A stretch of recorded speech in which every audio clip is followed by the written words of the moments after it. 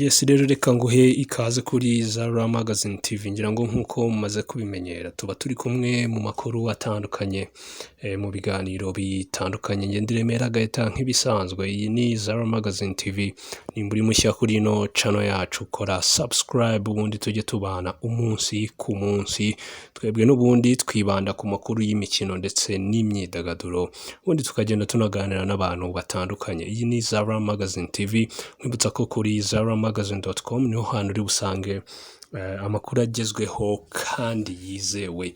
Reka rero nigire muri sport kuri wa gatandatu shampiyona y'umupira w'amaguru mu Rwanda iraba ikomeza imikino yo kwishyura iraba itangira ku munsi wa 16 wa shampiyona ikipe ya Rayon Sport izaba yagiye gusura ikipe ya Mukura Victory Sport aho umukino uzaba kuri wa gatandatu tariki 12 kuri stade ya Huye ku isaha y'isa 9. Ni umukino ukomeye, ni umukino utegerejwe na benshi muri aya makipe hari kuvugwamo amakuru menshi. Yewe rero reka nze ngaruke kubivugwa muri aya makipe yombi. Reka duhere ku ikipe ya Mukura. Ikipe ya Mukura ni imwe mu makipe ari mu byishimo afite morale iri hejuru muri iyi minsi. Ni nyuma y'uko mu minsi ishize yatsinze ikipe ya APR igakuraho n'agahigo ka unbeaten. Nyuma y'imikino 50 ikipe yari imaze idatsindwa.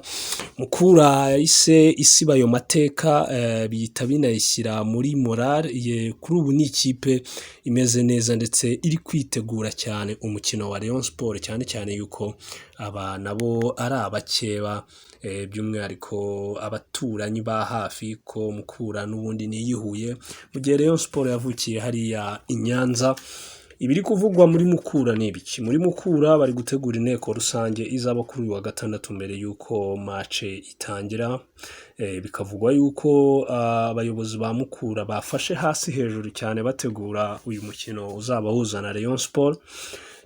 Tugiye mu bakinnyi William Opokumensa umunyagana wari umaze iminsi yarahagaritswe yarahanwe kubera kutitwara neza. Umutoza Tony Hernandez yamusabiye imbabazi ndetse agaruka mu myitozo kuri ubu nawe ameze neza. Iyi Mukura kandi izakina na Rayon Sport idafite Jibril Akuki wahawe ikarita y'umutuku mu mukino bakinagamo na APR FC. Uyu mukinnyi azaba adahari ariko abandi bakinnyi bameze neza kandi ikipe ya Mukura ikishaka ni amanota 3. Ntabwo ngo ikipe ya Rayon Sport igomba kubatsindira kuri stade yabo ya Huye. Muri Rayon Sport ku munsi w'ejo ku wa kabiri bakinye na Nyanza banayitsinda ibitego 4-0. Ibitego batsindiwe na Sanogo Muhire Kevin ndetse na Nishimwe Blaise mu gihe igitego cya kane umunyezamu wa Nyanza ariwe wakitsinze. Iyi kipe rero izakina uyu mukino wa Mukura idafite abakinnyi batandukanye barimo Kwizera Pierrot ushidikanywaho kuba ashobora gukina iyi match cyangwa nayikine kuko Kwizera Pierrot yatangiye imyitozo kuri wa gatatu. Kandi umutoza ku munsi w'ejo nyuma y'umukino bakinagamo na Nyanza yavuze ko bigoye kuba yakinisha umukinnyi byibura batakoranye imyitozo icyumweru cyose. Kwizera Pierrot rero aracyashidikanywaho ashobora gukina cyangwa se kimwe nuko uyu mukino atawukina. Abandi bakinnyi batazagaragara muri uyu mukino ni Kwizera Olivier ugifite ikibazo cy'imvune. Muvandimwe Jean Marie yari yaravunitse izuru mu minsi ishize nibwo yagarutse mu myitozo ariko aracyari gukorera hanze ntabwo aratangira kujya mu kibuga ku buryo yagaragara muri uyu mukino. Undi ni Esombe Onana nawe wagifite uburwayi bw'umugongo ntabwo aratangira imyitozo. Abo nibo bakinnyi ekipe ya Rayon Sport iraza kumanuka mu kibuga itabafite kuri uyu wa gatandatu. Andi makuru avuga muri iyi kipe nuko usibye kuba ikipe imeze neza ifite abatoza bashya ariko haracyarimo ikibazo cy'imishahara. Abakinnyi bavuga yuko batishimye kubera yuko kugeza ubu ukwezi kwa 12 baguhembwe igice, ukwezi kwa mbere ntibaraguhembwa, yewe no kwa kabiri turabona kugezemo hagati.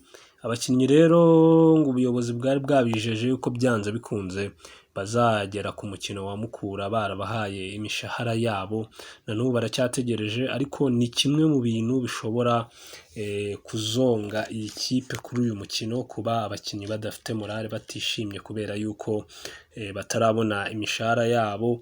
Umutoza George Paxao we akomeje gutoza abahungu.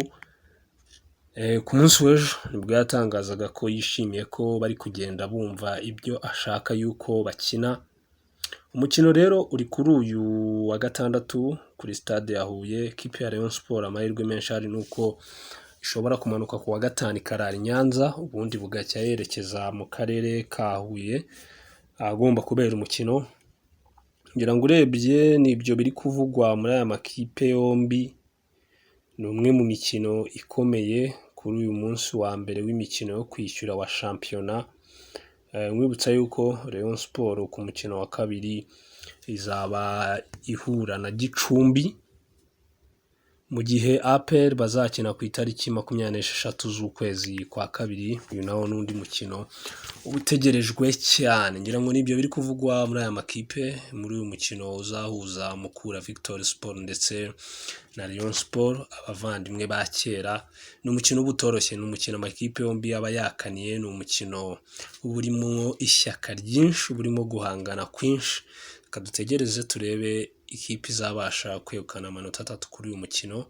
Iyi ni Zara Magazine TV, kora subscribe kugira ngo ibiganiro byacu ujye ubikurikirana 5 kuri 5. Ciao.